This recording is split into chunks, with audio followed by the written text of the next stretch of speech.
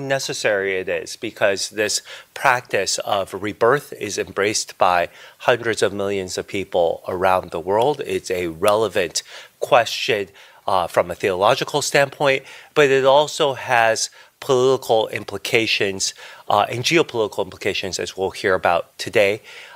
This is a practice, as we heard yesterday, that developed and has evolved over time. Professor Gyatso highlighted for us how this practice, grounded in Tibetan Buddhism, then spread throughout the region. And we'll learn more today about how that then has affected governance, not only within Tibet, but also practices and institutions in Asia and beyond. I want to say also, an event like this does not happen without the hard work of many, many people that are involved. So I want to first start by acknowledging the organizing committee whose vision it was to bring all of this together. So Professor Gyatso, as well as Tenzin, as well as Lapsang Sangye. I think the three of you really inspired and brought together something that I think will be relevant not only for thinking about the theological as well as the academic questions that we'll be probing today, but hopefully will be of relevance as these questions move to the forefront of some of the contemporary debates in the years to come. So congratulations to all of you for assembling really this wonderful group that we've brought together. And I also want to take a minute and just acknowledge the hard work of the leadership as well as the staff of the Asia Center. This conference began under Asia Center Director and now Yenqing Institute Director James Robeson's leadership, and was continued very much and championed by Michael Pewitt, who you all heard from yesterday. And I think it really exemplifies the spirit of the Asia Center to take themes that have transnational implications from around Asia, bring those together, bring experts from around the region together, and really today experts from around the world, not just from around Asia, but we have folks joining us from Europe as well as folks from throughout this country, and really think about what those implications are. So I just want to ask all of you if you would join me in a round of applause to thank everyone who brought this together.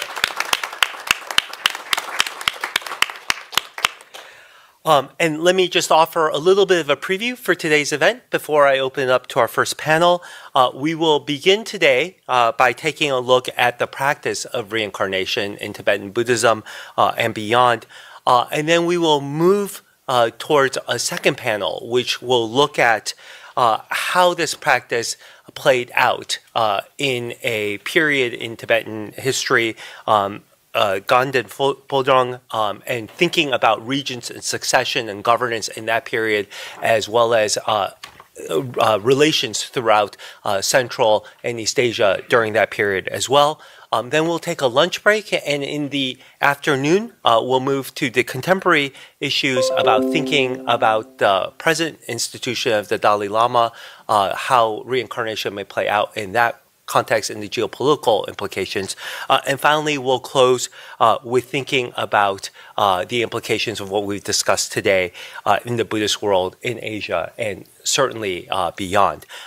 I think we already heard yesterday from Professor Gyatso as to the rich array of universities and institutions that are represented at today's conference. What I want to do is take a moment also to highlight the rich array of disciplines that we have here today. This is truly an interdisciplinary conference that's connecting experts in anthropology, in history, in international relations, in law, in philosophy, in politics, as well as religion and theology, anthropology.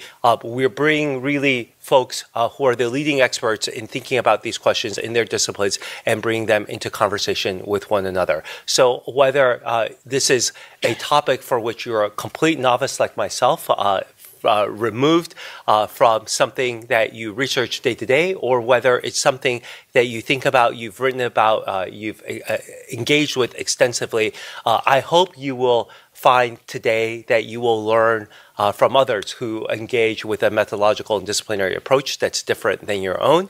And I hope you will approach today with both an open mind and with a humility to think about these issues about reincarnation, rebirth as they play out in Tibetan Buddhism, and certainly as they have implications beyond for our contemporary lives. So with that, let me welcome you all to day 2 of this conference, and thank you again for being here with us. So it's a great honor for me to chair this first session of this workshop on reincarnation in Tibetan Buddhism and beyond. I actually will dispense, because Mark Wu has framed both practically and also intellectually the context of today so well, I think I'll actually dispense with any opening remarks. We have an extremely full panel leading off with 5 presenters, and so as I've explained to them, I will also dispense with lengthy introductions. You have their their abstracts and their bios with you, and so I think in the interest, and I mean no disrespect by that, but in the interests of allowing them maximal time, I'll simply introduce them by name and institution in order to leave as much time as we have for discussion. I'm afraid I do feel compelled to ask our presenters to really do your best to stay within the time, because there's such a interesting and large and diverse crowd here that I hope we'll be able to have plenty of time for discussion. Without any further ado, let me introduce our first speaker, Weirong Shen from Tsinghua University. Good morning, everybody. So I'm very glad to be here. As you all know, it's quite difficult to make the decision to come here, join this conference. But my basic instinct tells me I should come, since the topic of the conference is kind of mine. So about 30 years ago, I wrote my dissertation on the first Dalai Lama and the formation of the reincarnation system in the Galupa schools. And very recent years, I'm conducting a research on the Avalokiteshvara code in both in Chinese Buddhism and Tibetan Buddhism. And also the third reason why should I come here, and because reincarnated lamas are extremely popular in China. I think maybe more than 15 years now. Maybe you heard us saying, said along in the Chaoyang district in Beijing, there live 100,000 Rinpoches.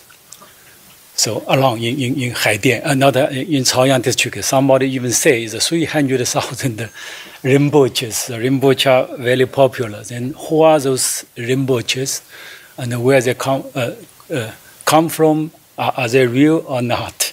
So today I'm going to present the second part for the 3 reasons. The Avalokiteshvara code and its relation to the formation of the Tibetan, the reincarnation systems in Tibetan Buddhism. And to answer the question, who are those Rinpoches? And I think since the time is very limited, I just keep my talk short. And in the early days, I think we all think the theological or the philosophical foundation of this, the reincarnation system is the Trikaya system of the Buddha, the Trikaya theory of the Buddha. So Buddha has the Dharmakaya and the Sambhogakaya and the Nimanakaya. And the reincarnated lamas in Chinese called the living Buddha. That's why they are the Nimanakaya Buddha. So they come to the world. But I strongly doubted about this. And I think the Buddhas already went into Nirvana. They are not coming back. And the Nimanakaya Buddha appears only once in our samsaric world. That's the Buddha Shakyamuni. And the next Nimanakaya Buddha should be the Buddha Maitreya. We don't know when he will come. Actually, it's very how to say, the inspiring the saying by Qianlong Emperor in his famous Discourse of Lama. He said, 盖佛本无生，其有转世. Since the Buddha originally does not have a birth, how could he or they reincarnated? That's why I think the Chinese term living Buddha is wrong. All the living Buddhas are not Buddhas, but Bodhisattva. And I think the reincarnation system of Tibetan Buddhism is based on the Bodhisattva ideal. And they reached the Buddhahood, but they gave up the Buddhahood and came back into the samsara, in the samsaric world, for the sake of saving all living beings. That's why in Tibetan Buddhism, the most famous Rinpoche, the three Rinpoches, they are called second Buddha. They have no reincarnations, like the Guru Rinpoche, Pamasambhava, Jo Rinpoche, Atisha, and the Je Rinpoche, Tsongkhapa. They are all Buddhas, the second Buddha. They have no reincarnations. All the reincarnated lamas are actually the incarnation of Buddha, Bodhisattva Avalokiteshvara. Or since I met a lot of Rinpoches in Beijing and Tibet, I often ask them, so who are you actually? Which Bodhisattva's reincarnation of you? And the answer mostly is they are the reincarnation of Bodhisattva Avalokiteshvara. And some said they don't know. They're just the reincarnated reincarnation of the previous lamas. And they don't know who they are. But most of them, they said, we are the incarnation of Bodhisattva. That's why the Tuku does not mean the Nimanakaya of the Buddha. But the Chuku is the emanation or the incarnation of the Bodhisattvas. But most of them, they are the emanation of Bodhisattva Avalokiteshvara. So I have said that there's two kinds, incarnations or emanations. I don't know, I use the right words for incarnation or emanation. Maybe should be the opposite way. There are incarnations like the Je Tsongkhapa we turn to the emanation of Bodhisattva Manjushri, or like Papa Lama often also considered as emanation of the Bodhisattva Manjushri, but they have no reincarnations. But the other one should be reincarnated lamas, sort of is the individual's mind stream being the same as the Bodhisattva, such as the belief that the Dalai Lama's mind stream is the same with that of the Chanrensik and the Bodhisattva Avalokiteshvara. And then actually the notion of reborn is appeared in Tibetan texts very earlier. We saw that those in burial texts in the Donghua manuscripts, and in the Gerab Sewe Melon, we have the story that the king Chisung Dezen and consulted the Guru Rinpoche Pamasambhava on the king's parents' rebirth. The notion of Yangtze is found in Tema text of the Nyingma school. So with the dissemination of Mahayana Buddhism, the strong beliefs in the emanations of reincarnations of Bodhisattva developed in Tibet. So I would say that, as I already mentioned, the Rinpoches I asked, and they told me they are the incarnations of Bodhisattva Avalokiteshvara. But at least in the most well-known reincarnated lamas in Tibetan history is the Gamapa and the Dalai Lama. They're both very clearly being the reincarnation of Bodhisattva Avalokiteshvara. And I will talk about later, the third, fourth, fifth, the Gamapa lamas, actually they developed a very unique the worship and the tantric ritual of Avalokiteshvara. So that's why they believe to be also the reincarnation of the Avalokiteshvaras. And Avalokiteshvara in quote generally, I think, is very similar to the code in Chinese Buddhism. They are based the basic as scriptural foundation for the Avalokiteshvara worship is in those two sutra texts. One is Kalanidya Viyuha Sutra, in Chinese called Baowang Jing. Actually, that's the famous 6-syllable mantras Om Mani Padme Hum came from. The other one is just the Lotus Sutra. That is very earlier already disseminated in Tibet. But the base or the most important text for the dissemination of the Avalokiteshvara code, also for the formation of the Avalokiteshvara worship and the formation of the reincarnated lamas is based on actually on this two tema text, is the Kachin Kakruma and the Manigabum. So especially is the Manigabum. The Manigabum actually created the concept of so-called the union of the state and the religion, and created a national hero of King Songtsen Gampo, and make him actually the Chakravartin king and the Dharma king at the same time. So he is in charge of the political and the religious issues in whole Tibet. So that was the origin of I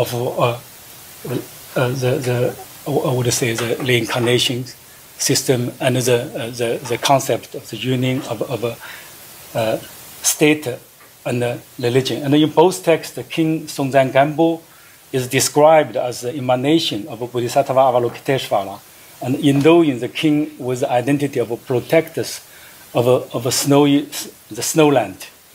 And actually, the first Kachin Kakruma is so invented biography of the King Songtsen Gampo. Then I think you will find it very clear in the first Dalai Lama's biography, and he just the author of the biography just follows what is described in the Manigabum, and to make the first Dalai Lama Genden Drupal as the reincarnation of the King Songtsen Gampo. And between the King Songtsen Gampo and the first Dalai Lama, there is the key figure, the Zongdenpa, Gewe Junne, and he is a co-founder of the Gadamba school, and he was actually the disciple of Atisha, and he himself was even not a monk. But since Atisha, like the Zhou Rinpoche, Atisha is the second Buddha, he will not come back into the world, and he is also only in charge of the Dharma. Only but his disciple, the Zongden Gewe Junne, and he even he wasn't a monk, but he has how to say the function of political and religious leader. And in this, the Gadamba schools, and then the Genden Drupal followed him as the first reincarnation of the Gelupa school, and also the so-called the second reincarnation of the King Songtsen Gampo. So became clearly the emanation of Avalokiteshvara. So the story goes when even the Genden Drupal was born in the same family as Zongdenpa.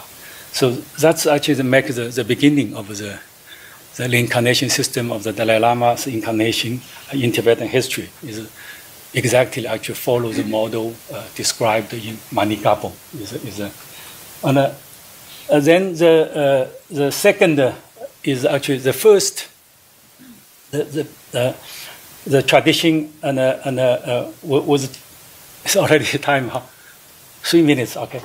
Is the first in Tibet is recognized as the reincarnation is a Gamma-Gakuba lamas, and I was showed the third, the fourth, the fifth had a big role in Tibetan religious history, and especially in the dissemination of Tibetan Buddhism in China proper, in the late period of Yuan and the early period of the Ming dynasty. And we often think, so why actually the Gadambas was the first one who adapted these reincarnation systems? We often think because said the Gadambas were very strong religiously, but very weak politically. They never had a very strong,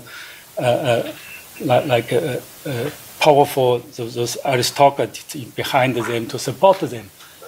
That's why they introduced this reincarnation system in their school. So they claim all the Kamapa Lamas are reincarnations of the Avalokiteshvara. It's also the same, exactly the same. They were in charge of the political and the religious affairs, not only religious one. But indeed, I think I found out the adoption of the reincarnation system take the Kamapa Lamas as the incarnation of Avalokiteshvara, I think has something to do with the Avalokiteshvara practice developed by Kamapa Lamas. So actually I discovered 27 ritual texts of the Avalokiteshvara code in Chinese that were translated during the Tangut Xia time and the Mongol Yuan and early Ming time. That means not even, this kind of practice is not even popular in Tibet, also in China proper. Because of those three Kamapa Lamas, they were very active in China. And one of the most, significant the ritual practice is the Jina Sagala Avalokiteshvara. And I also recently published an article on that, actually the famous the Ming Yongle event, they called the Nanjing Miracle, was called the great ritual and universal salvation. Were held in the Yongle, 5th year of Yongle Ring in Nanjing. Was supposed to be a Chinese the earth and the water ritual, 水落法会, but it turned out actually was the ritual practices of the Jina Sagala. Is followed the text written by the third Gamapa, Rangchung Dorje. So that's had a very, very strong actually relations with Avalokiteshvara. Okay, then what I said, I want to raise some topics to discussion. I think recently, I think we should take all the three key concepts in Tibetan Buddhist history together and think the relations. One is the reincarnation of Tibetan lamas, the Chuku. Another one is the union of the state and the religion, the Luni and the Chuklani. The third one is the priest and the patron relations. I think the first two, reincarnation of Tibetan lamas and the union of the state and the religion, actually, they came based on the same idea. I said what was Avalokiteshvara code described in the Manigapum. But they are actually contradiction. And if the reincarnation of Tibetan lamas became, became numerous, they're all like each school and each area has their own rinpoches. They have numerous incarnations. Then make this impossible is a single political and a religious leader. The Chakravartin plus Dharma king within the whole Tibet area. So, and the second, I think the priest and the patron relations is a very, very hard to discuss the topic. It was political or the religious. No matter is political or religious. That means all those the reincarnated lamas still seeking for a patron. That means outside the political and the military supporters. And even the third Dalai Lama wanted to have this chewing relations with Altai Khan, and the fifth Dalai Lama wanted to have the chewing relation with the Gushi Khan and the Shenzhi emperor of the Qing dynasty.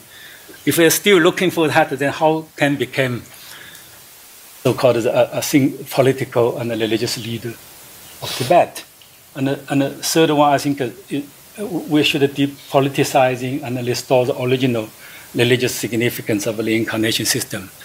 Anyway, even they say the reincarnated Lama is a political and a religious leader, but it's basically a religious affair. So if we return this issue into the religious field, maybe it's a little bit easier.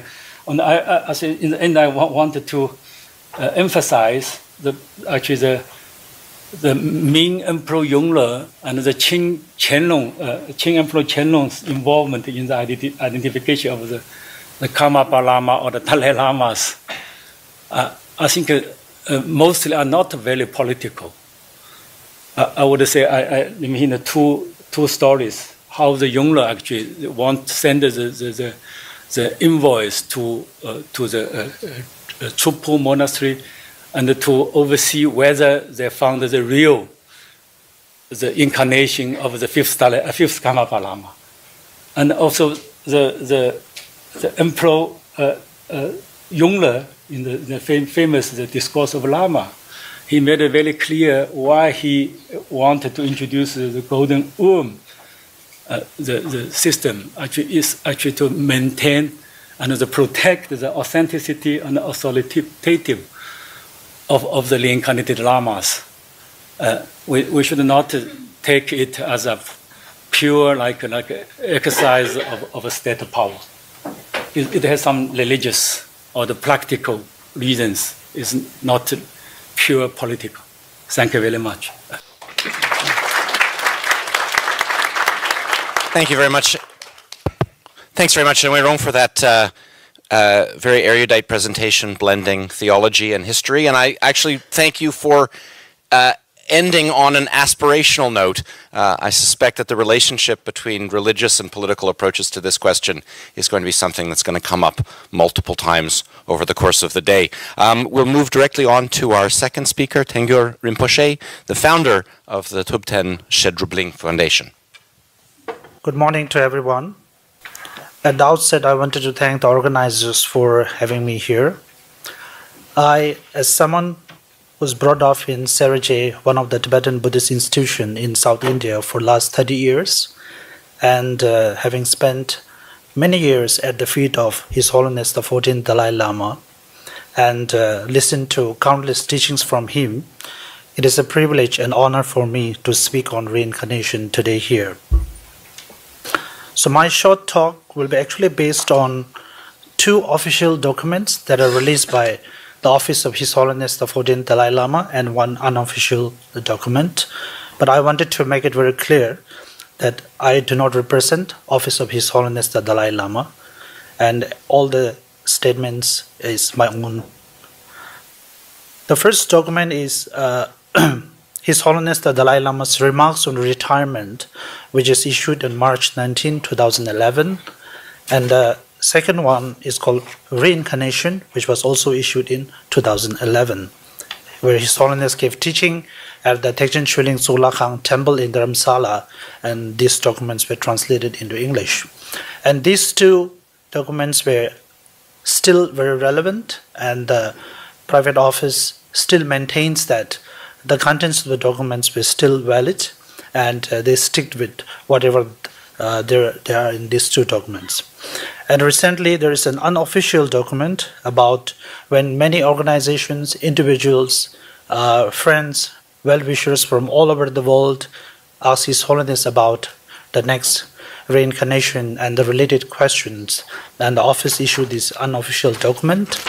And so I will base my talk on these three documents. So not to go into the details of the history, the first presenter has very extensively touched many important parts. I wanted to begin with what is a tulku in Tibetan Buddhism or reincarnation.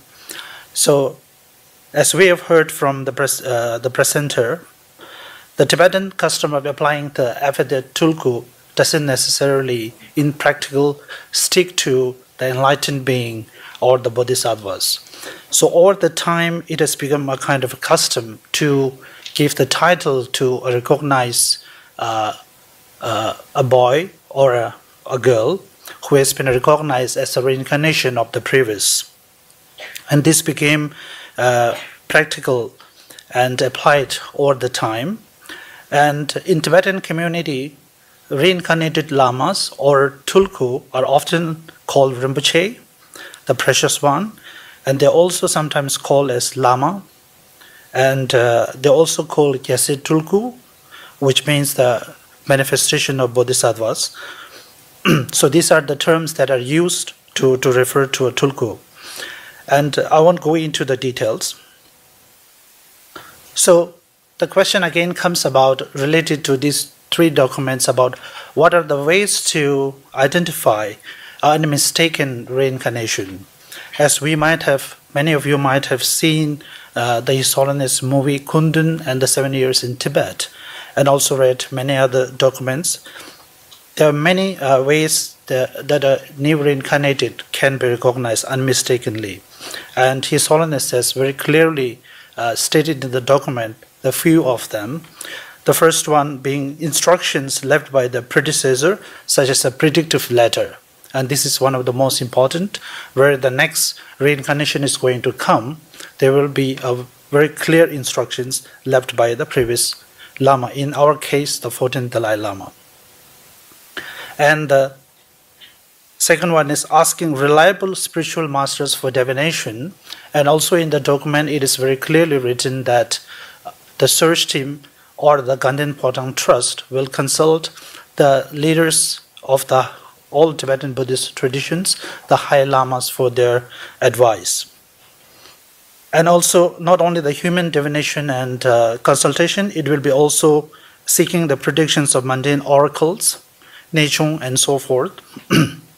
For example, in the case of 14th Dalai Lama, there were indications or visions that manifest in the sacred lakes of Lhamu-Latso, where the three-letter Akama came into being. So similar to that, there will be such predictions. And once the boy is chosen, there will be furthermore tests, such as letting him or her choose the unmistaken religious items, such as rosary beads, or vajra and bell, or recognizing the previous lama's relatives, attendants, and so forth. So these are also important measures.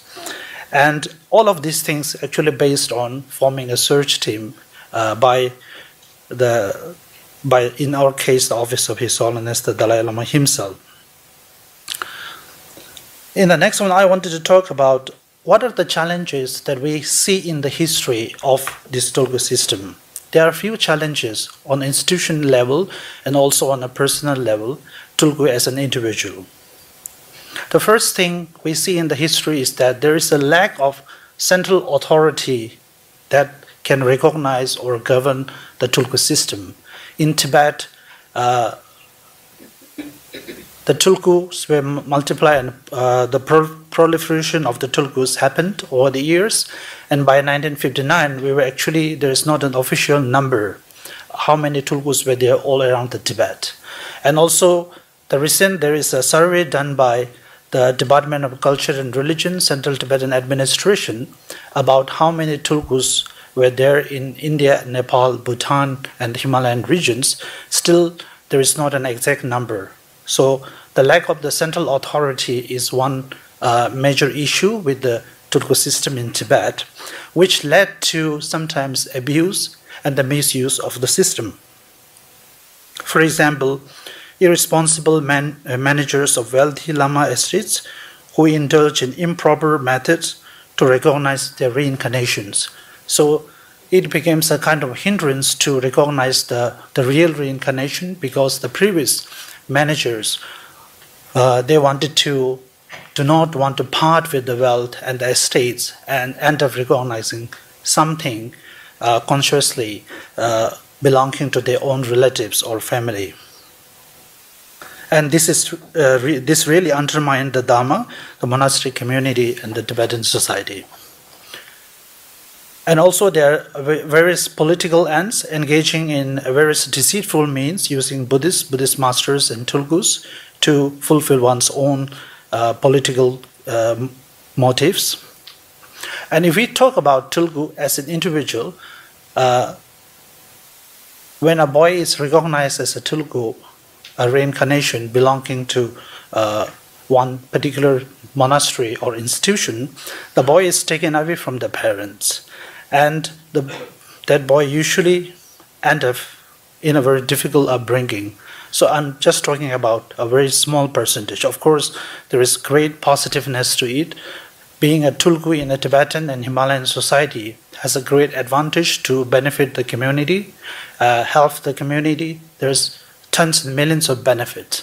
But one of the few disadvantages is that some of the individual doesn't like the upbringing, because your upbringing begins with a very adult community, very high lamas, and you are usually taken to a very far away monasteries, not letting you meet your parents and so forth. And once you're in your studies, you're always expected to excel in your studies and practice. You're always expected to do better than the rest, which really gives you a lot of pressure. And this often leads to burnout with the young tulgus that we see in many monasteries. So as per these two documents and the third document, as for His Holiness the Dalai Lama's institution, His Holiness has very clearly mentioned few points with respect to his reincarnation. For example, the instructions that we see from these documents, the first is that His Holiness has time and again and reiterated and that he will leave very clear guidelines about how to choose if there is a need for the next Dalai Lama. And the document itself reads, "While I remain physically and mentally fit, it seems important to me that we draw off clear guidelines to recognize the next Dalai Lama so that there is no room for doubt or deception." And His Holiness also reiterated in this document that no golden urn or any Chinese interventions were involved with the recognition of 14th Dalai Lama himself. When he was recognized as the reincarnation of 13th Dalai Lama, there were no foreign intervention. It was purely followed according to the Buddhist tradition. So the letter also reads, "When I was recognized as the 14th reincarnation of the Dalai Lama in 1939, the priest-patron relationship between Tibet and China had already come to an end. Therefore, there was no question of any need to confirm the reincarnation by employing the golden urn." And then, finally, the document also says that His Holiness the 14th Dalai Lama has the legitimate authority over where and how he will take rebirth, and how that reincarnation is to be recognized. So he, as a living the 14th Dalai Lama, and having the full authority, he makes it very clear that he has the full authority and able to make decision where he is going to take next rebirth. The letter also reads that I make the following declaration. As I mentioned earlier, reincarnation is a phenomenon which should take place either through the voluntary choice of the concerned person or at least on the strength of his or her karma, merit, and prayers. Therefore, the person who reincarnates has sole legitimate authority over where and how he or she takes rebirth and how that reincarnation is to be recognized.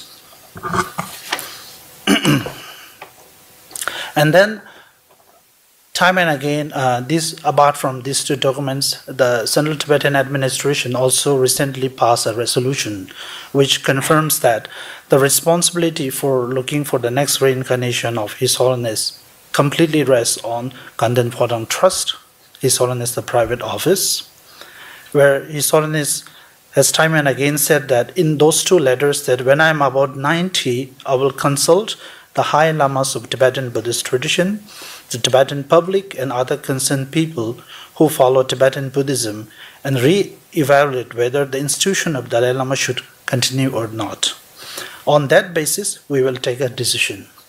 So even though this document was issued in 2011, recently when His Holiness returned from New York with a successful knee replacement surgery, and the people offer long love prayers to him at New York and also in Zurich, at that time His Holiness clearly pledged to live very long, until 113 years, and this third document clearly states this.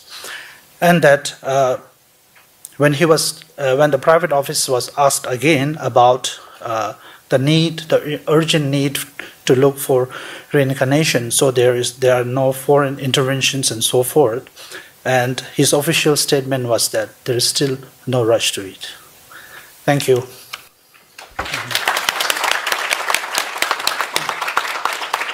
Thanks so much, Senor Rinpoche, for what struck me as most interesting, a formal institutional history and analysis of an institution that is not usually treated in such terms, and then some consideration of the implications of that institutional analysis going forward. And I think everyone in the room shares your closing hope.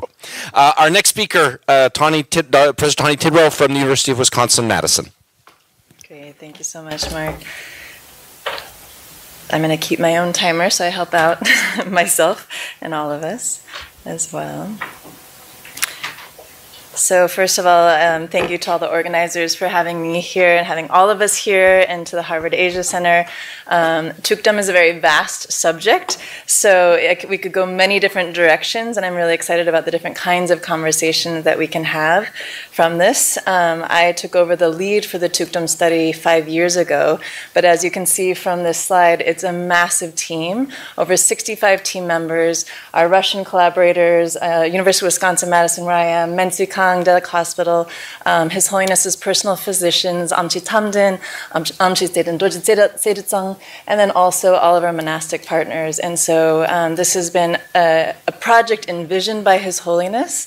And then we have, over the years, looked at how to apply that vision. And so this is going to be a talk that I was going to get into the science, but from Janet's kind invitation yesterday, I decided to ground us into the subtle body physiology, and then we can really take on some of the science if we want to in the question and answer session as well. So I'm going to be speaking on the ontological realities and the biocultural nexus of life in suspension with death, perceptual cues, and biomarker diagnostics for the Tukdom state. And so I use the term life in suspension with death to signal this confluence of two distinct intellectual traditions, the Tibetan Buddhist and medical tradition on one side, and then what I'm calling the Euro-American, from that intellectual history, biomedical and scientific tradition on the other side. So we call this modern science. And this is not necessarily located in individuals. So from our team, you'll see people that are hybrid trained, right? So Geshe Ngawan Norbu, for example, Geshe Loda Sangbo, who are associate directors, have their Geshe Larampa degrees, but also have done years of science training at Emory University, lead the science centers in their monasteries. I was trained in neuroscience as well as biocultural anthropology, but I'm also an Amji. So I was trained at Mensikang as a full-fledged Kachupa. So this is also how we're thinking through ways of knowing, different epistemologies, different ways of seeing the body. So how do these two traditions, these two ways of thinking about the body, also approach the time of death with these different systems of evaluating valid evidence, right? Different signs, different markers, perceptual cues, biomarkers. And from the Western tradition, right, the biomarker is really a point, a data point, or a collection of data points to look at underlying processes. What is consciousness, right? What is the mind? And actually, it turns out we don't have very good definitions of that on the Western side. On the Tibetan Buddhist side and the medical side, we have very rich, elaborate descriptions, right? And those are those tend to be really richly described phenomenologically, right, or from the perceptual experience of the individual, but not as much from the external cues. And so this is something from the Amchi side, or the Tibetan physician side, we look at very much from how do you gain knowledge about another person's body, right?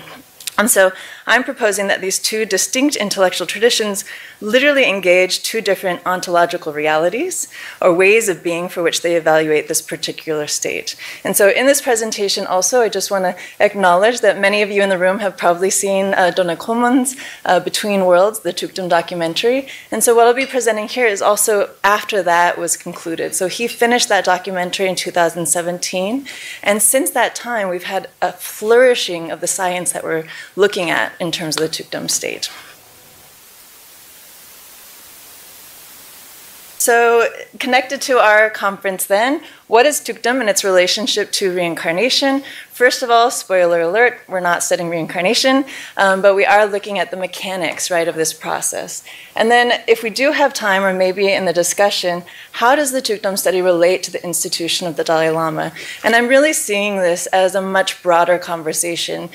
His Holiness has had conversations with scientists for decades, and in many ways, the genesis of the contemplative neuroscience discipline came out of those conversations. So our director, Center of Healthy Minds, effective neuroscientist, Richie Davidson, changed his entire career from looking at psychopathologies, right, to looking at the healthy mind, looking at how the brain changes, so neuroplasticity, right? That has changed the entire discipline. So how has the institution, the Dalai Lama, shaped the way that we do science? And then also the conversation that scientists are willing to explore, willing to entertain, the kinds of evidence they're willing to look at.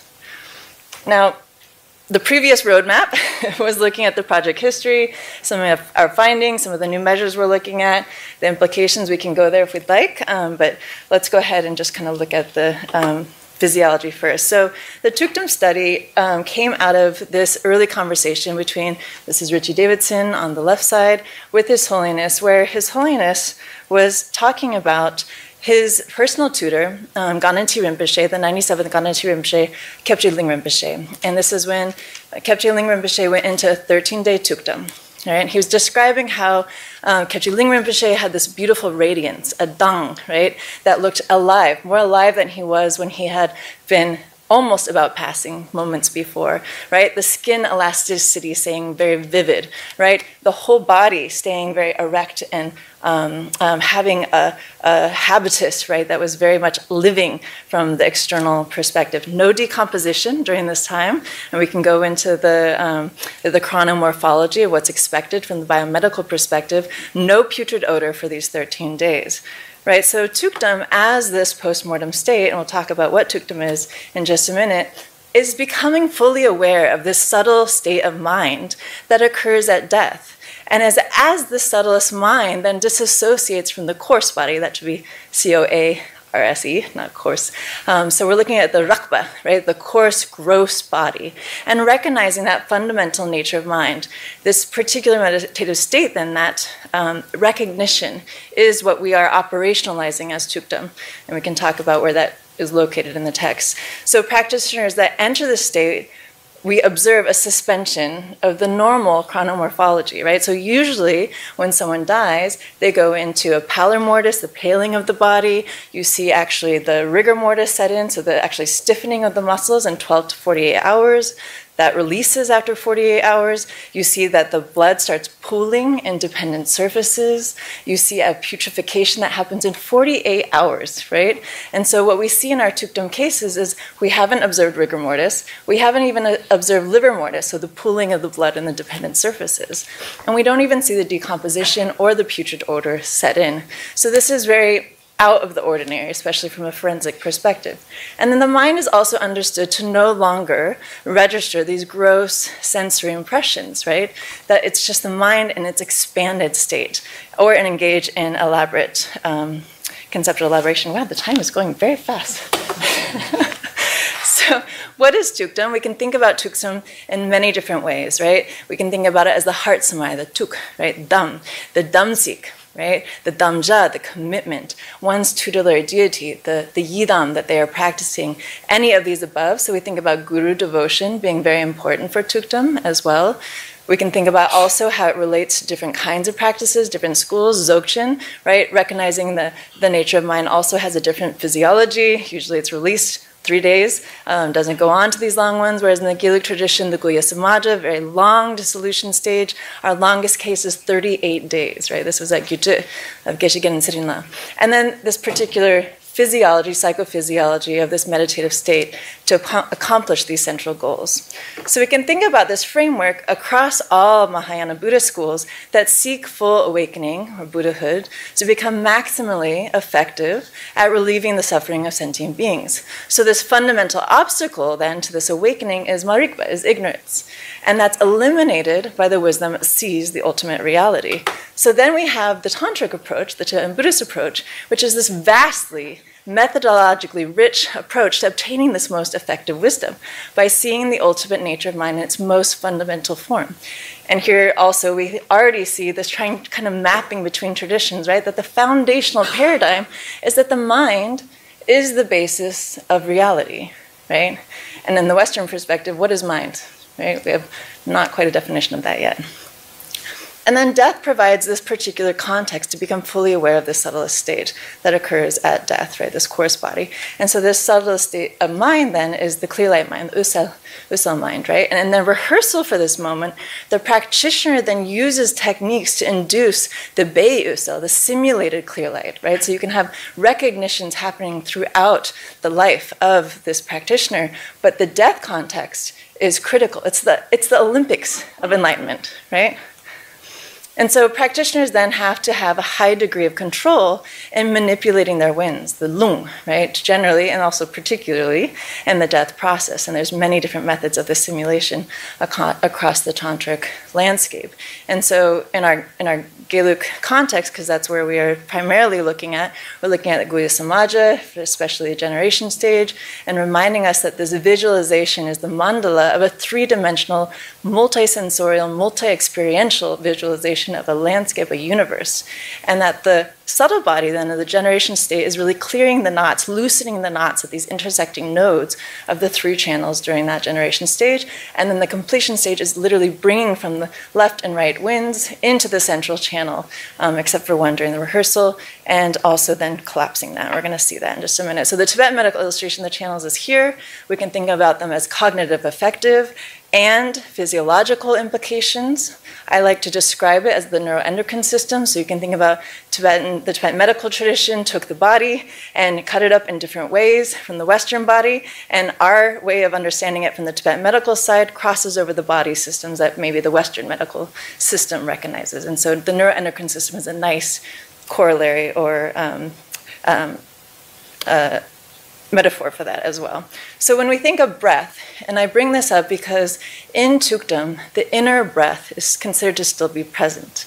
But cardiopulmonary function has ceased, brain function has ceased. So what is breath in the Tibetan system, right? So we can think about this in definite dimensions, the shape and form, a form of lung, or the wind, which has the capacity for movement by its own force. And then the term for lung is that it resides, particularly in this context, in the central channel, sustaining the life of the body of the living being. So this is the engine that allows this vivacity, allows this amazing vitality that you see in Tukdam practitioners to still exist.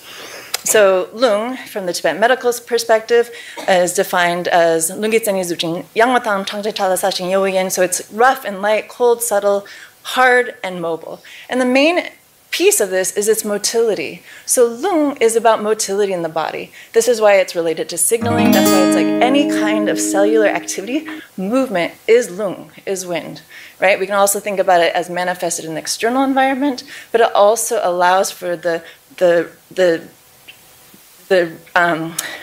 taking in of the vitality in the blood, also in the vital nutrients in the body.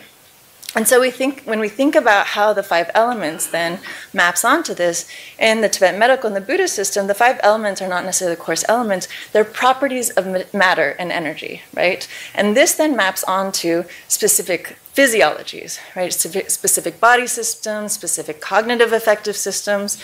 And then when we take that and we look that into the Bardo system, so the 6 Bardos, we have the Bardo of living, dreaming, and meditation in the living state.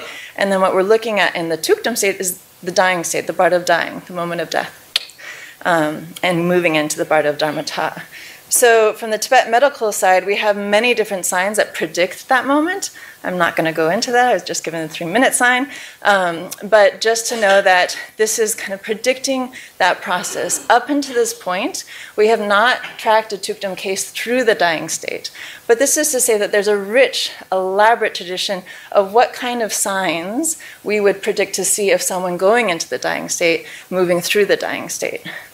So distal signs, proximate signs, near proximate signs, and also how the dissolution relates to the phenomenology, right? That the practitioner themselves loses the sense of sight as the earth element dissolves into water, loses the sense of fluidity, so the orifices desiccate, the heat in the body. Now this is still present for Tukdam. There tends to be a heat at the center of the heart center. So His Holiness has talked about, he feels that Tukdam is the point right here where the fire element is still subtly active, and then moving into the space element. So I'm going to zip right through us and come to the subtle body. So moving through the different elements, then we look at the 3 subtle minds. And this is really what we're looking at in the dying state. And this is the Nangshi Topsum. And so in the physiology then of the Tukdam practitioner, right, we see that the right and left channels are actually entering into the central channel from the top of the head at the crown. This is the white bodhicitta drop coming down to the center, right? Different phenomenological appearances of, say, vivid moonlight. Then we see the red drops moving upward, also the left and right channels moving to the central channel, and moving and having a phenomenological experience of the rays of the setting sun, and then the heart. And I bring this up because this is the point that we are studying in Tukdam. So we are looking at, as the practitioner is bringing in the right and left channels into the central channel and moving that to the heart space, this indestructible drop is considered where the heat is retaining, right? And so this has shaped the way that we've actually looked at the Tukdam study in terms of mapping what would be recognizable in the Western medical system of this physiology, and then the phenomenological experiences. So I'm going to go ahead and zip through to just say that from the Western medical perspective, we have had a proxy definition of death as the cessation of cardiopulmonary function and brain activity, right? From the Buddhist side, we're really looking at the separation of consciousness from the body, right? And that occurs at the very subtle state. So how do we look at that? How do we measure that? And really, what are we trying to look at in Tukdam? And His Holiness has pushed the Tukdam team to say, I want this to push Western scientists' understanding of consciousness. We're not even close to there yet, right? So what we are doing is looking at what does this physiological state teach us in different disciplines of science, and that's what we've really worked on, is bringing in $200,000 kits staged all over India, looking at the EEG, the EKG, so the heart and brain function, temperature, oximetry, laying this out in the monasteries, having our monastic researchers trained in the electrophysiology, having our Tibetan medical physicians also trained in it. A Tukdam case arises, we go to the case, right? Holding trainings online and in person, bringing in a lot of these cases, publishing that, lo and behold, there's no brain activity at 26 hours after clinical death, not a surprise.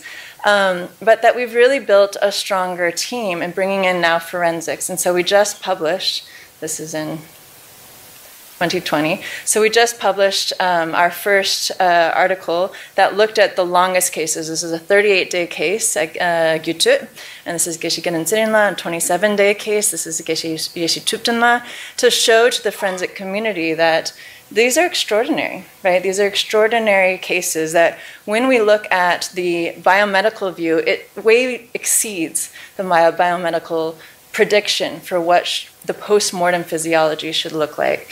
And lo and behold, the lay Tibetan population also shows a slightly different physiology, we think, right? And so this is Desi Isangi Gyatso talks about in the Bekar and the White Barrel that you should always leave the body for 3 days, 3.5 days, right? And that if you think about in the Tibetan context, right, because of reincarnation, that death is not as scary, right? When you're in a context where maybe you don't think anything ends, right? And so the biochemical physiology of not having extreme fear at death, right? Where you look at it as an awakened an opportunity perhaps, or that you are going to continue on into the next incarnation. Whereas for, say, a practitioner that sees this as the most revered opportunity for practice, changes how the body also responds to that as well. And so this is what we're looking also in Tukdom. So I'm just going to, there's our case. If they want to learn more, here is the QR code for our website. You can read more. The documentary is linked there. We have a Tibetan language version there as well, and all of our team members. Thank you so much.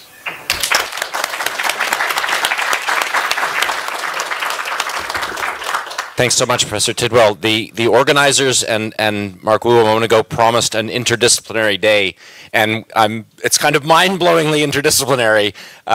Even in I realize that the arrangement of panelists is purely alphabetical, but we've moved through some really exciting different dimensions of this institution. She is Professor Sangzaraima Uchid from the University of Michigan. Well, thank you so much for having me, and thank you to all the organizers for this amazing and very important conference. My talk today will focus on the trans-regional and trans-cultural aspects of the beginning of the Dalai Lama lineage and institution. And as a Mongolian and Tibetan Buddhist, I hope that what I'm about to say about these events that took place about 4.5 centuries ago will not offend anyone listening today. So I'll start off with some anecdotes from popular Mongolian culture. When we think about the Dalai Lama among the Mongols, we often think about the elite monks, scholars, the Mongolian nobility, the highest of kind of society. But throughout history, the reverence of the Dalai Lama, or for the Dalai Lamas, was not restricted to the writings of the scholar monks or princes and Tej and Hans, but permeate all levels of Mongol society. So these examples, epic poetry, folk song, proverbs, and children's games, these are really not elite literature. This is the vernacular. It's the bread and butter of the common folk. So, for example, songs were really prohibited to be sung or practiced by the nobility. When I was growing up, my grandma would tell me, don't hum, don't sing, it'll bring bad fortune. So in this song, I'm going to sing you just a couple of lines. Dalai gedek chin osane han hana hui Dalai lam gedek chin shashne hana hui Dalai lam dan. And that's the emphasis I'm trying to bring to. Dalai Lam Dan. This is translated in the third line of the song. Our Dalai Lama. Dagan is a possessive locative suffix in the language of the Mongols. So this idea that Mongols saw the Dalai Lama as very much part of their own heritage. Another term, Mane Dalai Lam. Mane is the possessive plural for ours. So throughout history, we have many examples in different types of literature. The Mongols didn't really see the Dalai Lama as someone foreign or someone possessing a sense of the other. The Dalai Lama was and remains as much part of the cultural imagination and heritage of the Mongols as he was and is of the Tibetans. And I'm sure this is true for other populations in the Himalayas and parts of Inner Asia. So oftentimes, when we think about the beginning of the Dalai Lama lineage, this story is never untold. The meeting of Sonam Gyatso, the third, i.e. really the first Dalai Lama, and Altan Khan of the Tumut Mongols. But oftentimes you get just a passage or a paragraph at best in books, articles on the Dalai Lamas. So I'm going to tell a story that goes back a decade before their meeting to kind of uncover the translocal origins of the Dalai Lama institution and the lineage. So Professor Van der Kuyp here at Harvard, in his article on the Dalai Lamas, said something along the lines of, the Dalai Lama institution is connected closely to the invention of tradition, and coined the Dalai Lamas as Altan Khan's legacy, and this is kind of a perspective that sets the scene for this talk. So the story so far that we're often told tells us that there was a dark age of Buddhism in Mongolia where there was no Buddhism. Mongols abandoned Buddhism. After multiple invitations, unsuccessfully at first, Sonam Gyatso finally agrees to meet Altan Khan.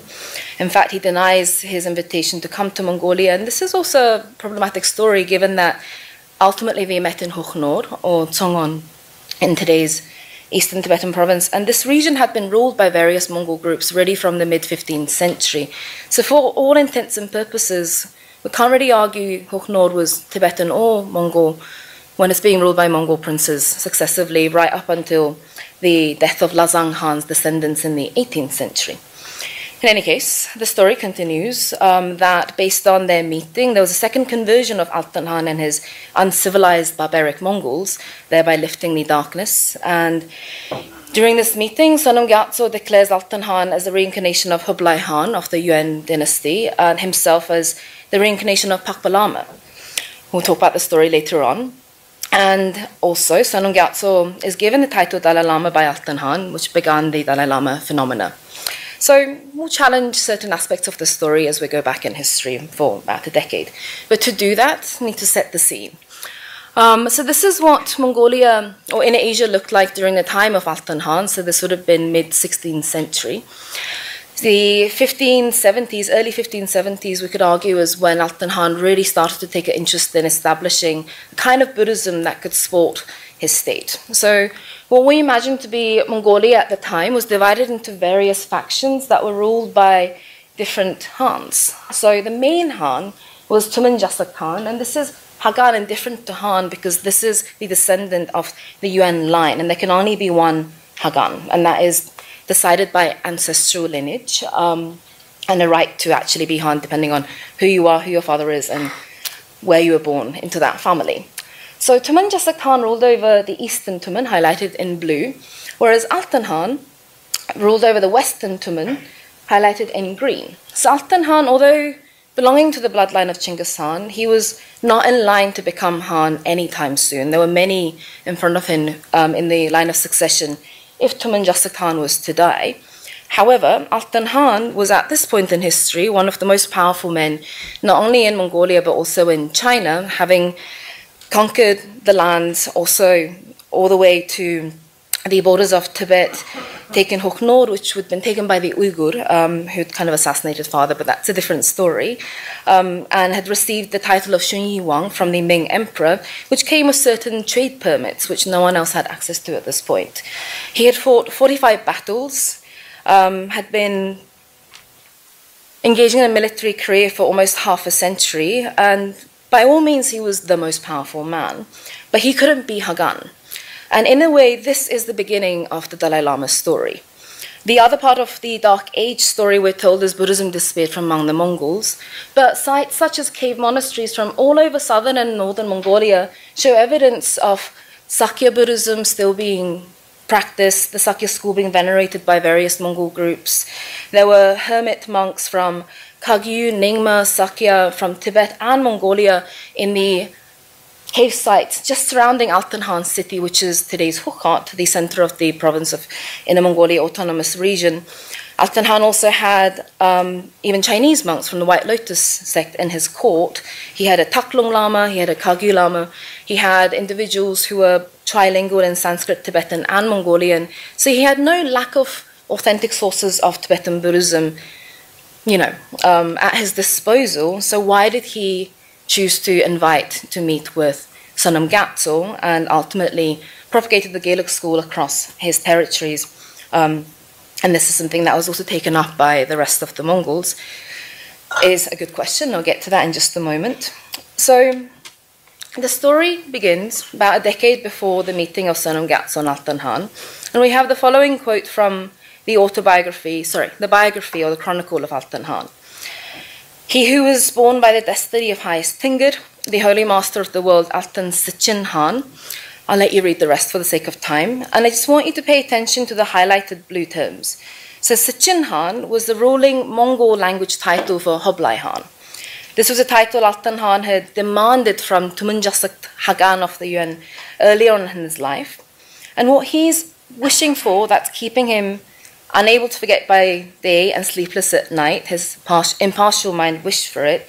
He's wishing for the religion and state, or Chersi, Lugni, or Turshashin Haryasan in Mongolian, that was established by Hublai Khan with Pakpa Lama as his preceptor. And this is clearly identified in this passage. So this is something he'd been thinking about for a long time, way before the meeting took place. So we have that happening on the Mongol side. And then on the Tibetan side, we know of the civil wars that's rife and the threat the Gaelic tradition faced from their rivals as well as other minor kings and so forth and the supporters of the Kagyu tradition that's going on in the 16th century. So there was, and this was mentioned by some of the earlier speakers too, the Gaelic school was seeking patrons outside of Tibet. The old patrons on the Rinpoche side and the Pagmuju were also in decline of power. So when Sonam Gyatso was recognized as the reincarnation of Gindun Gyatso, many members of his family were also propelled into important positions. This remains true today for many important reincarnate lamas and their family members.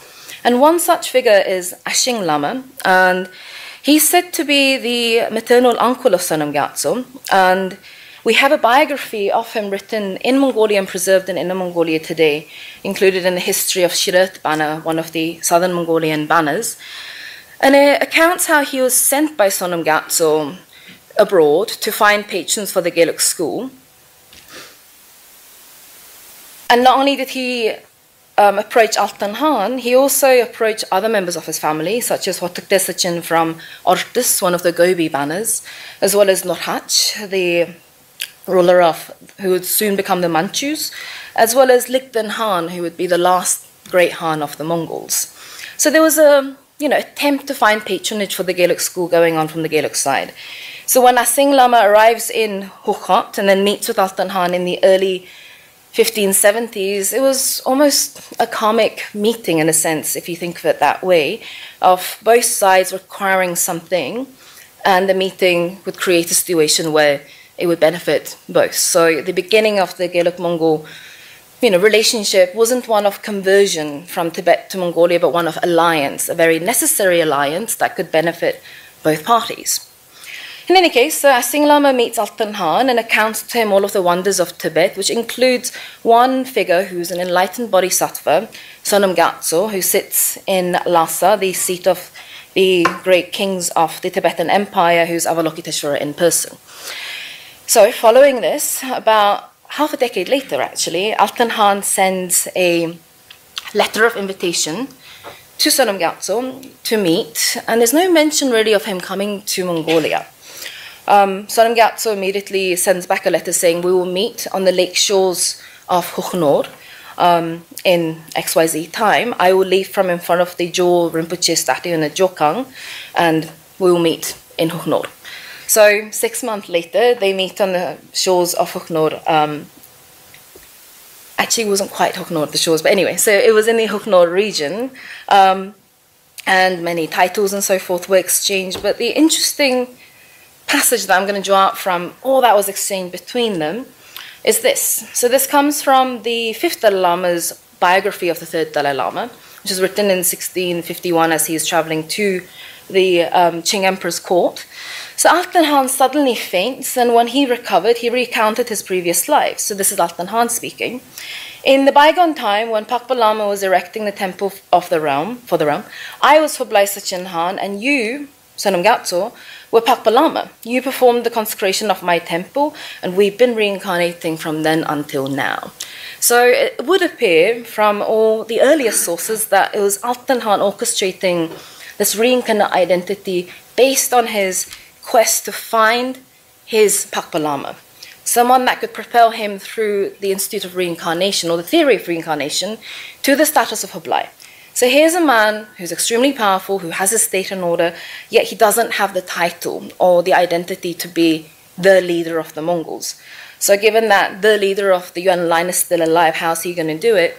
Through reincarnation, which also indicates a very in-depth and profound understanding of the Tibetan Buddhist world, the history of Buddhism among the Tibetan and the Mongols, and how these things such as reincarnation works.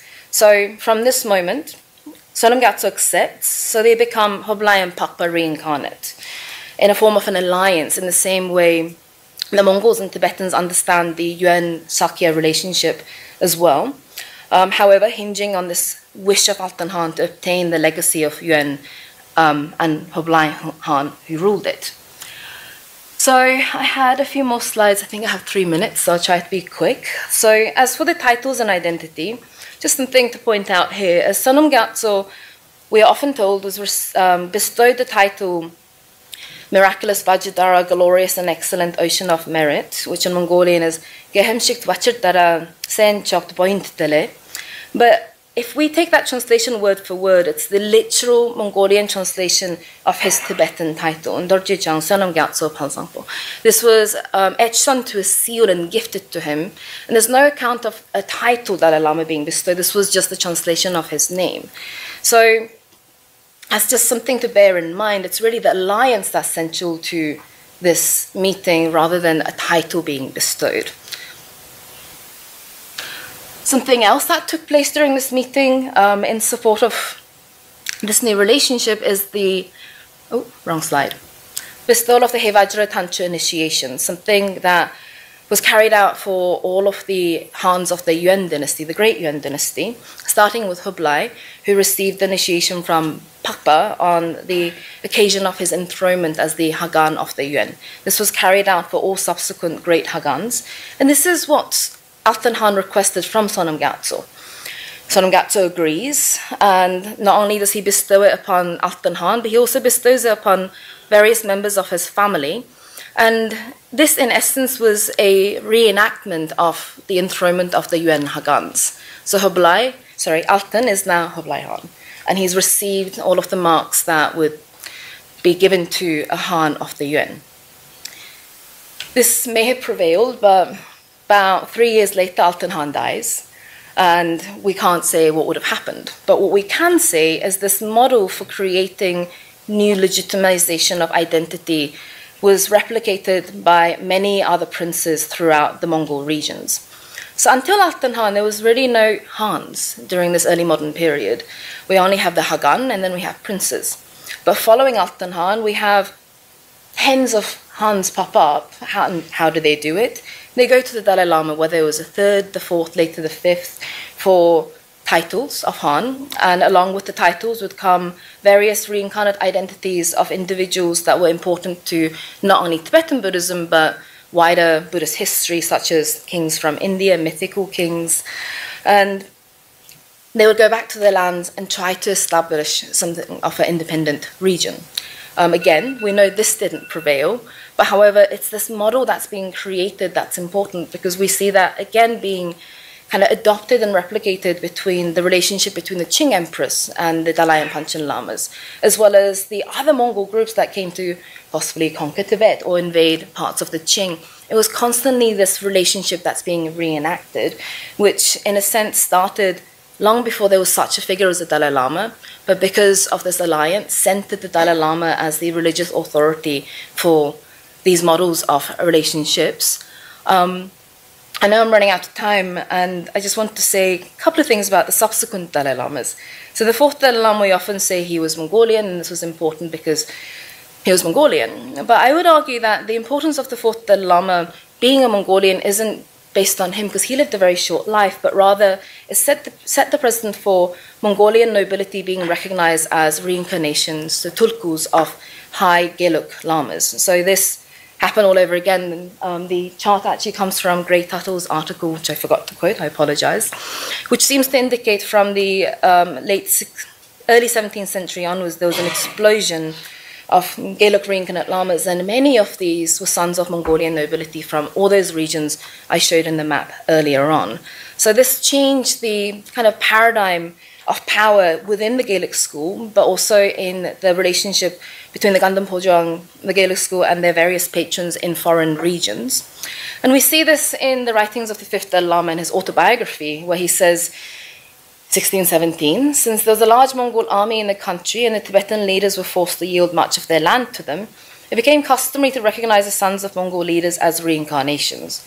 Here he states it outright.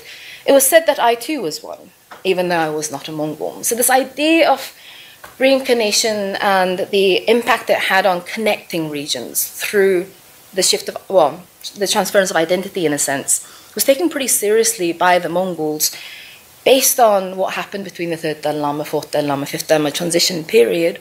And although much more could be said about the subsequent Dalai Lamas, for the sake of time, I'll wrap up here with a last quote from His Holiness the current 14th Dalai Lama, where he says, Tibet and Mongolia have a very strong bond, especially concerning Buddhism. We're like twin brothers, having the same spiritual tradition. And I won't say any more. Thank you so much. Thank you so much, Professor Ajit. I thought we had reached peak interdisciplinarity with Professor Tidwell, but it turns out we can go even further with, it would be anachronistic to say an international relations approach to the question, but maybe an interpolity approach to the institution of reincarnation. So thank you very much. Our final speaker is Professor Nicole Willock of Old Dominion University. Feel free not to extend the interdisciplinarity even further, but I'll give you that as a challenge. You're going to hold on to your seats. We're going far here. Well, again, I extend a very heartfelt thanks to the organizers and the sponsors for this invitation and for creating this space for us to share our expertise in these fields, and also just to talk about this very complex issue of reincarnation in Tibetan Buddhism and the institution of the Dalai Lama. So my name's Nicole Willock, and you see I'm an associate professor, and I live in Norfolk, Virginia, and work at Old Dominion University. I've changed the title of my talk today a little bit. Here it is: Ethical Reflections on Methodologies and Technologies to Analyze the Tukul Institution from Text to Digital Humanities to AI. I said hold on to your seats, right? I'll spend about 15 minutes to cover a lot of ground. I'll present a glimpse of my own research that some of you have heard before, but I'm going to keep that part short. And I'm going to do that in order to reflect upon some of the challenges and opportunities that new methodologies and technologies present for the field of Tibetan studies. I will also introduce the latest developments that I could find on Chinese state-sponsored database on the Tukul Institution as requested by the organizers earlier this fall in Boulder, Colorado. I will end my talk very briefly by using AI to offer multiple ways of reading a passage of the text that began my studies into the topic of the Tukul Institution. The first time I presented on the Tukul Institution was at a conference devoted to the topic in 2013. It was hosted and convened by Tsering Wangchuk at the University of San Francisco and co-organized with Derek Mayer of the East Carolina State University. I had just finished my dissertation work on the esteemed 20th century scholar Alexei Shapchungsang. A section of his autobiography, Acoustic Ambrosia, or Nawe Dutsi, analyzes the 900-year history of the Tukul Institution. I translated and analyzed this section of Acoustic Ambrosia, which gives a nuanced view of the Tukul Institution based on Tibetan historical texts. This section of Acoustic Ambrosia in particular fascinated me, especially in the context in which it was written in 1978, 2 years after the author, himself a recognized Tukul, was released from prison in Xining. I published my findings in a special issue of Revue d'études tibétaines in 2017, and in that same issue, I'm going to help Sungsarima out by talking about Gray Tuttle's important study on this. In that same issue, Gray Tuttle published his path-breaking study, Pattern Recognition, Tracking the Spread of the Incarnation Institution Through Time and Across Tibetan Territory. And so I raised some further questions here that might be fruitful for a discussion, but there's a lot to talk about, folks. So that's my presentation. Thank you very much for listening. Indeed, that was not a false promise. I'm just going to move over here so that people on this side of the room get a chance to ask questions, because if I'm sitting there, I don't see you. Wow. I'm going to, people have said this before, but I want to thank our speakers, but I also want to, again, congratulate the organizers. This panel was framed as reincarnation, Tibetan Buddhism, and beyond. And we went so far beyond what I was expecting. Let me just briefly run through what I recorded as the 5 or 6, no, it's 8 or 9 different approaches to the institution that we've had in the last hour and a half. And I also should thank the participants for almost sticking to time, which leaves us lots of time for questions. So as I saw it, we've had presentations that touch on theology, on institutional history, on neurology, biochemistry, and biochemical physiology, popular culture and performance in the form of the song, but more importantly, international relations or interpolity relations, internal critiques of the institution, and then finally the impact of new technology, both digital humanities and AI, and the ethical and on the study of the institution, and then some closing ethical reflections on that. So congratulations to our speakers for going beyond. I've learned so much from this panel, so thank you all. We have about half an hour for questions. I'll just lead off as people, and then take questions from the audience, but I'll lead off with one question. So,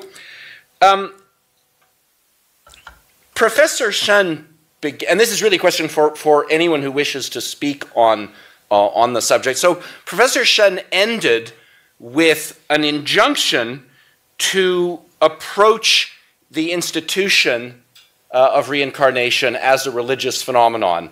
And I actually kind of was convinced by that injunction.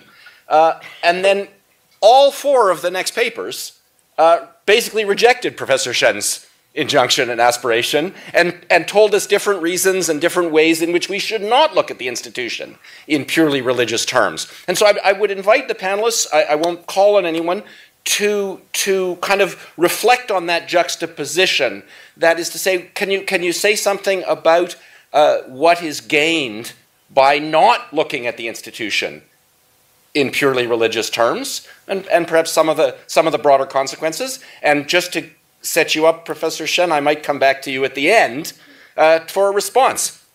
Professor Willock, to begin. Yeah, sorry. I'm a religious studies scholar, and I look a lot at the categories that we use, and so I just want to kind of focus on that for a second, because religion is also dharma, is dharma system, and then over time it gets translated as religion, but that's actually a 20th century phenomenon. Look is redefined, reused for political purposes in the 20th century by Tibetan scholars within China, trying to find a place for Tibetan Buddhism within China. And so I think we can't divorce it from the historical context. We have to look at what religion is at certain points in time, and how we're using that category, and how we're using the category of politics, which I know absolutely nothing about really, and its discourse, but I know quite a bit about the discourse of religion and how this term is constantly changing and the meaning of it's changing. But I really do like the anthropological move of Talal Asad and others who look at the relationship between religion and the secular as a dyad, as these 2 categories kind of mutually working together to define each other.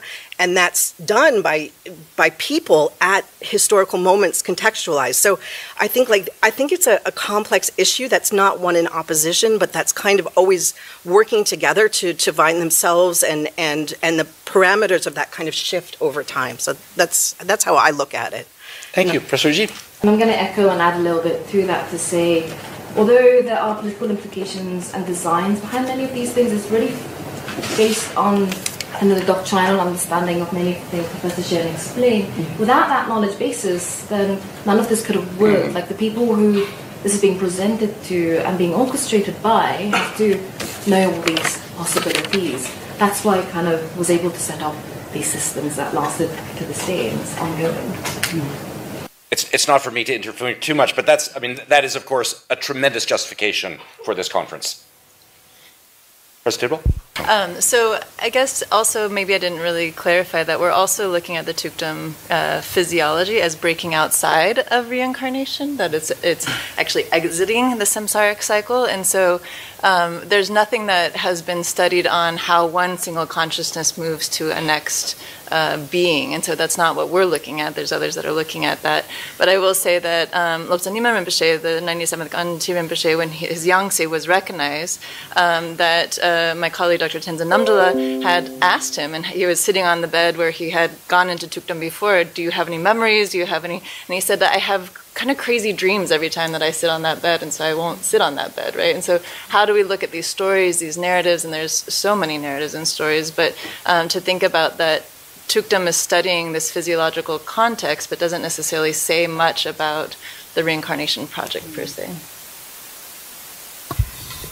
I think that the reincarnation by itself, of course, is an institution, purely Buddhist practice, but over the time, due to different reasons, the politics and leadership came into play, so it's actually interconnected.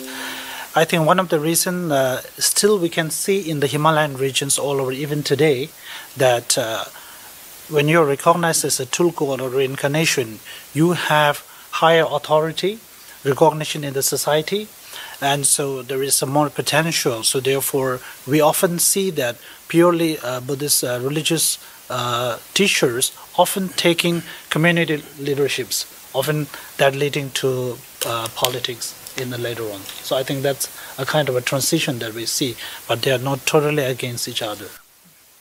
Professor Shen, the challenges to you were more harmonious than confrontational, but do you want to respond?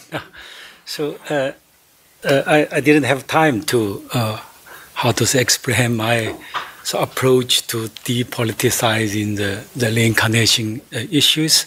But I think my consideration is come from two perspectives. One is historically, I would say that the reincarnation or the concept of a union of a state and a religion was invented by the Tibetan lamas in Manigabong, because that's because of the collapse of the Tibetan Empire, and we the Tibetan history so-called went into the dark age, and we don't have like a strong leader politically and religiously, because the Tibetan society became very much religious in the 10th and 11th century.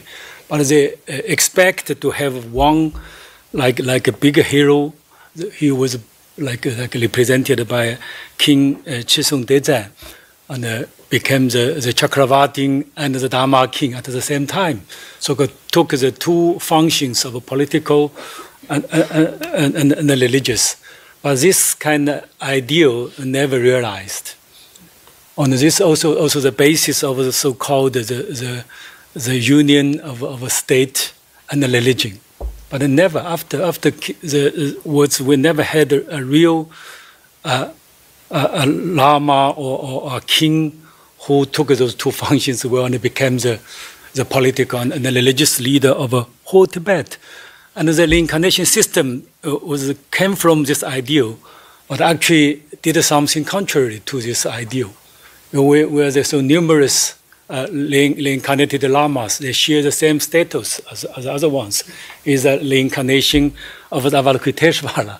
Then how it were possible to have a single political and religious leader of Tibet? He is the main figure. I'm the Avalokiteshvara. I'm the political leader and the religious leader too. So historically, but now in the reality now, I think the whole world, we are in the secular age, so is the state and the religion should be separated.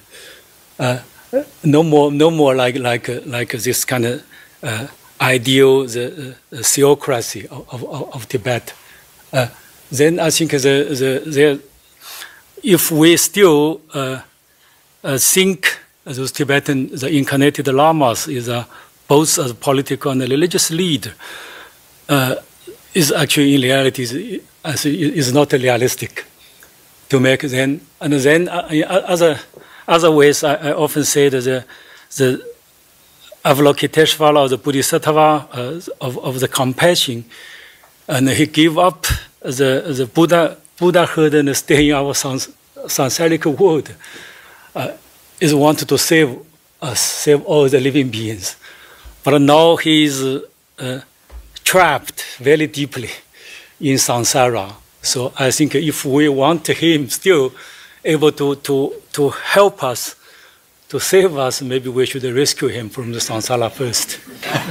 So, all right, thank you. Oh, you want to follow up quickly? I just wanted to add one thing quickly. We have been asked on the Tukdom side to augment the study in all sorts of ways. And so one of the suggestions on the reincarnation side is, could you scan the brains of all the people, those practitioners that go into Tukdom, and then when they're reincarnated, their Yangtze is recognized, can you scan their brains and to see if there's a similarity? And it's just a fascinating question to me. What assumption goes into assuming that that would be the case? So there's a materialistic interpretation of that question. Thank you. All right, so we have plenty of time, or some time for questions, but on the other hand, we have no time for questions at all. So could I ask you to raise your hand? I'll recognize you as I can. And given that there are probably many people who want to say something, if you could introduce yourself very briefly if you wish, but most importantly, make your question a question and make it short. And we'll start with this gentleman here. My name is Atul Patray. I'm a student at Harvard Divinity School. This question is for Dr. Tidwell. That was such a fascinating talk, and I know nothing about the topic, but I was just very intrigued about, in the course of this research, when you're sort of examining these two different systems and modes of thought, modes of interpretation about the body, were there any correlates between these two systems that emerged in the course of your research that you found surprising? Correlates that maybe, you wouldn't have expected, and they sort of became kind of clear that, this maps more cleanly than I would have thought? Or things that perhaps, that you would have kind of, looking at the two systems in this kind of more naive way, you would have thought, oh, those are correlates, but in the limit cases of Tukdam research, you found that it's much more complicated than you would have thought. Thank you, Atul. So I would say that one of the surprises for us is that historically, heat at the heart has been reported by, again and again, all the cases that we've been looking into. And when we have actually put our hand, you feel it, even if you look at different parts of the chest, right? So some people have said maybe it's a reflection of the person's heat. I'm not sure, especially when you change the positioning. The attending physicians to His Holiness Karmapa, when he passed, they were oncologists, rheumatologists, not Buddhists, said that they were very struck about feeling the heat at the heart. But we have not measured that, actually. We've had very sensitive infrared cameras. We got clearance from the National Security Agency to use their top equipment, and still it's black body, same thing as the surrounding room for those practitioners. We did also get permission to create a little pill that would measure the temperature that a practitioner could swallow, and maybe it would stop near the heart center. No one has agreed to that. Not surprising. But that's been a surprise for us on the what's expected by the tradition and experience. Something that has shaped the measures that we're looking at from the tradition side is the microbiome.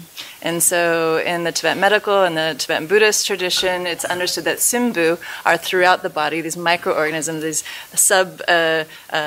perceptual organisms, right, that exist throughout all cavities, also around the body, that have beneficial, neutral, and harmful activities, right? So this is the microbiome from the Tibetan medical or the Buddhist perspective. And so in forensics, that has become the microbiotic clock of death. So now we have body farms all over the US and in Canada that people donate their bodies to science. And really what we've found is that forensics doesn't understand how to predict time since death very well, and that the microbiome has been a major measure that they've used to start really clocking that out. And so our next measure that we're going to implement is just to take a little bit of saliva in the buccal mucosa, nothing invasive, that we've received permission from all the abbots of the monastery to see if we can see some really interesting different changes. Are these microorganisms helping to maintain the vitality of the body, right? Are we seeing that this is maybe a multiplex of a being, right, that's in harmony with that? I don't know. And then the second is that when a practitioner goes into Tukdam, it's described that there's a very floral odor. So it's described as Tsujin-tima, so the tima, the odor of pure discipline, and that transitions to the putrid odor. So we have colleagues in the Czech Republic who are looking at this, that have perfumists, they have biochemists that have come on and created a library of these volatile organic compounds. And so we're working with some of them, and also a Belgian collaborator who trains cadaver dogs, cadaver rats, cadaver worms, to look at, can we actually look at that profile from the transition from the floral to the putrid, or the neutral to the putrid, which would be a really interesting contribution to understandings from that discipline as science. So that shaped that as well. Thank you. Thank you. My name is Jigme, and I'm from University of Calcutta. My question is for Professor Tidwell only. Is there any connection between Thukdam and the rainbow body, Jaludrupa? Thank you. Jaludrupa, so rainbow body is when the individual, the practitioner, goes into the dying state in meditation, and that actually basically vaporizes, right? So, or emits light, right? And so in the Kalachakra tradition, it's a different kind of light body. And so actually the body shrinks, right? So there's been many remarkable cases that we get notified of all the time to follow up on and investigate. And so when you think about it from a scientific perspective, you would have to measure the body and its mass before they go into the dying state, and then measure it afterwards, right? And that's not where we're going with the work right now, but that's definitely an area that has been kind of along the side that we might look at some point, but yeah. My name is Stefan Colligno. I'm at the economics department, actually. My question is to Professor Tidwell. The mainstream orthodox view is consciousness is created by the brain, just like the mouth is creating saliva.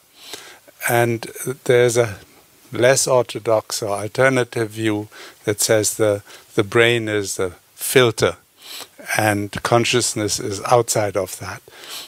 Do you have any views on that? This is where our colleague Jima Bojigan has been really looking at that in the ICU to kind of map some of those understandings.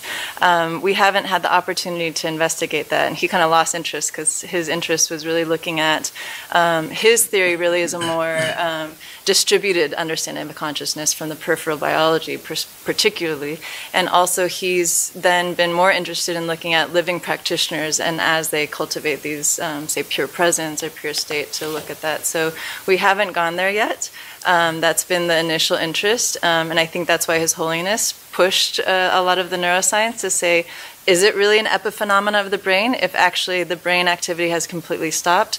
We used auditory brainstem response, which is a measure that looks at activity in the brainstem. That's usually for people coming out of comas. No activity there.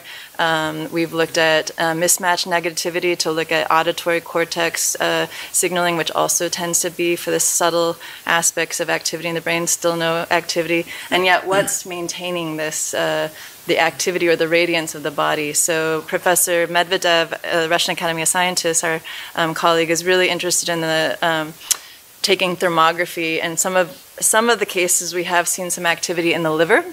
And so you could think about this as glucogen cycling, possibly. So I think that there's some interesting intersections, but because we can't get to a case during the dying process and it's already far into those post-neurophysiological processes, we can't have a comment on that. But we did also try electromyography, looking at the muscle activity as well, and the data is too noisy to investigate, but thank you. There's so much to say and so many questions, and I hope there will be returning to many of the questions that were raised this morning. One observation is that all the questions directed at Professor Tidwell is a kind of meta-conversation about the religion and politics as a way of talking about it without getting into religion and politics. It's a way of talking about religious experience versus materialistic evidence. And in certain ways that maps onto that whole question of religion and the secular world in a certain way. I have a brief question for you nonetheless, and then I also want to bring back the question about religion and politics is the question that we need to be discussing and thinking about in all these various ways. But anyway, what is the purpose of doing Thukdam? And you know, is it just to sit in that state of subtle consciousness for a really long time and enjoy it? Like, why does someone do that? And also, what is the purpose, and this relates to the larger issue, what is the purpose of studying it scientifically? Are we trying to prove that it's true? Are we trying to, like, give evidence that in fact they're doing what, you know, like we can, you know, so is that the purpose of that? And I guess the third question would be, suppose we really somehow could prove that they're actually doing what they say that they're doing. I think then we would have to agree that somebody who can transcend death, he has to be the political ruler also, because they would have so much power that, how could, although that still remains a question. But, I just, those are issues for me. But it then connects to the larger question that I also do want to raise about religion and politics.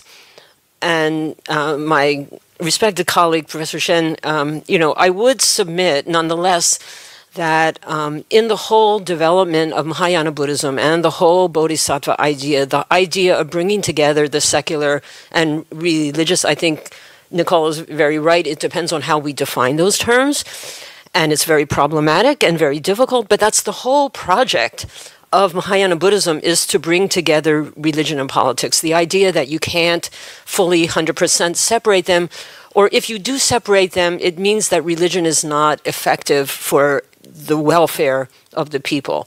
And I just go back to the example in Sung Saraima's presentation of Altan Khan, being obsessed with this idea that his previous incarnation was Kubla Khan, and the Sonam Gyatso was previously Pakpa Lama. And he's so obsessed, I can really relate to this. He can't stay calm during the day and he can't sleep at night.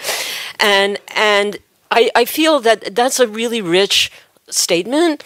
And it's not, I think it's not only because he instrumentally wants to have power and political control. It's a really deep desire of a political and military ruler to connect to this deeper religious kind of experience. And maybe then he is going to use it as a tool also. But separating them, I think, is artificial and hard. I just want to end my own comments with, I wish we could have that. So the question is, how do we do that? Rescuing the Dalai Lama from samsara is a very interesting idea. It really makes me laugh, and I'm sure it would make him laugh as well, were he to hear that.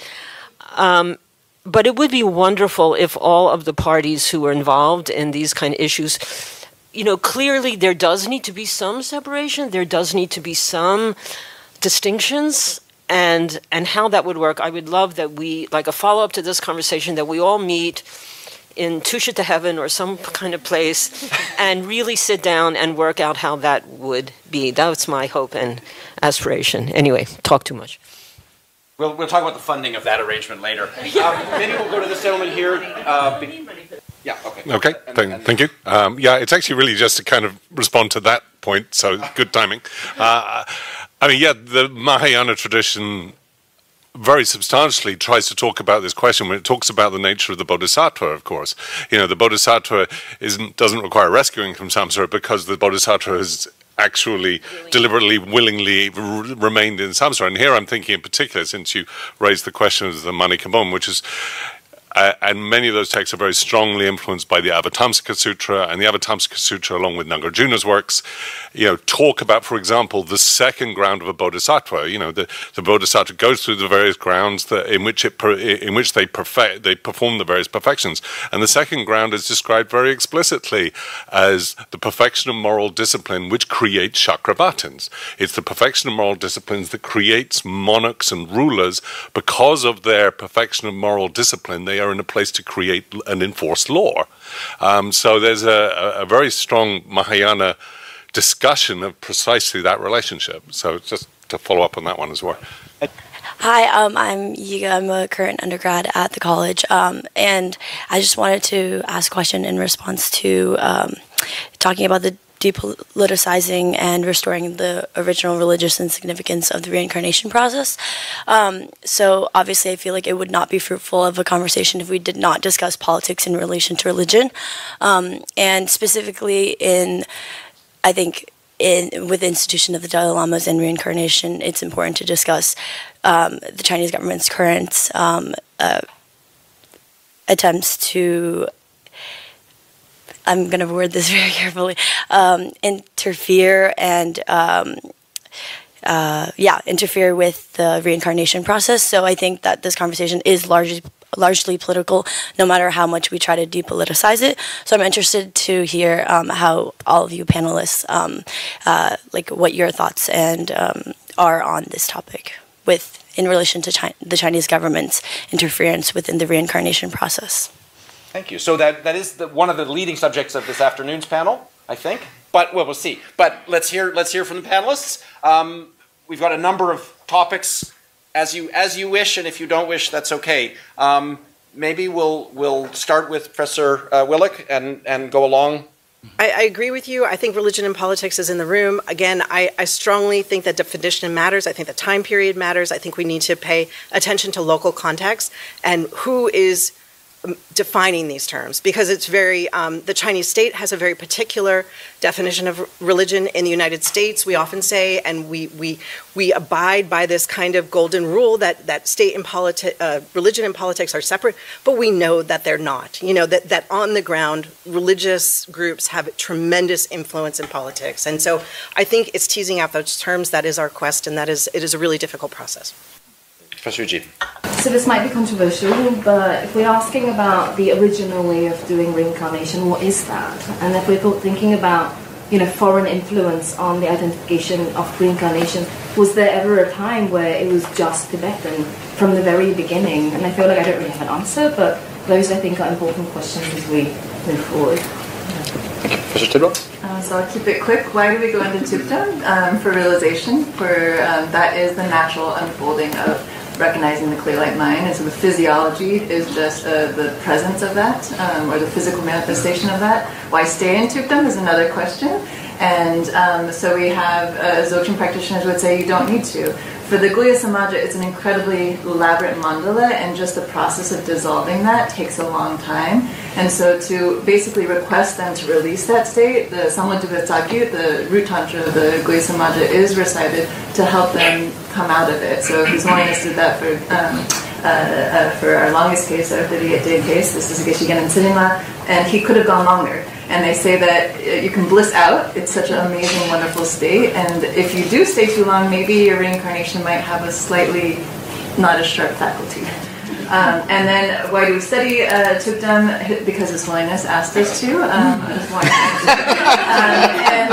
he gave us access and encouraged monasteries to help manifest it. But on the other side, it does really ask this question about consciousness. This is why neuroscientists have been interested in it. It's an amazing context to look at this hard question: is consciousness an epiphenomenon of the brain or not? And we're just not there yet. And then from the monastic side, I think part of it is samaya, that's what their guru has asked them to do, and they followed up on that. So we have to be very careful about that. Sorry. I want to add just one point about the Tukdam. The purpose, Professor Gaza asked about the purpose. Why do the meditators stay in Tukdam?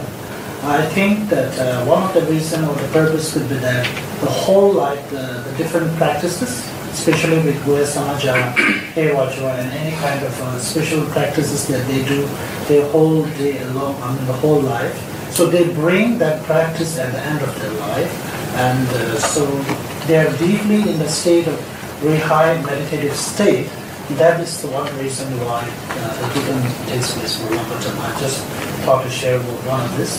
And for your question about religion and politics, I just wanted to add one thing that could make some difference to this conversation, is that His Holiness the 14th Dalai Lama has officially resigned from active politics, and he is purely a spiritual leadership as of now, and that will be the same, supposed to be the same, if there is new reincarnation. I thought that could make some difference. Basic purpose, or the main purpose of the Bodhisattva remaining in this samsara is to help us, bring all the sentient beings into the Buddhahood. Or by the case of Avalokiteshvara, is actually in the end he can bring us all into the Sukhavati, in the Buddha land of Buddha Amitabha. He's not come here to doing politics. That's for sure. And especially in both in Tibetan and Chinese sources. If we like the Bodhisattva Avalokiteshvara is the Bodhisattva of compassion. Out of compassion, he want to help all of us. That's why he so willing to reincarnate in this world, and he can be a politician. Because according to the faculties and the intelligence of all the sentient beings, if we need a wise ruler, he will reincarnated as a political leader. But he can be also reincarnated as a husband and a home, a wealthy man, and a businessman to help others. He can like reincarnate in various forms. But I think doing politics is not his main purpose, is to saving us. In Tibetan Buddhism, we have actually advanced approach than in Chinese Buddhism. We can like meditate on doing the deity yoga of Avalokiteshvara, or in both ways, in the generation stage or the how to say the completion stage. We can meditate on Avalokiteshvara. Then use the technology the Professor Tidwell mentioned. Eventually, like we can transfer our mind directly into the Buddha land, Sukhavati, where we become Buddha. So actually, he is come to his world to help us and bring us into the enlightenment, into the Buddhahood. But we should not trap him too deeply in the samsara. Thank you. So based on my last interchange with my dear colleague Janet, I expect that this will be the last time I'm asked to moderate such an event. It's been... I want to just close by this last opportunity to moderate such an event by thanking our panelists for such a rich and actually inspiring set of papers, which I, for one, needed today, and I look forward to the rest of the presentations. Please join me in thanking everyone.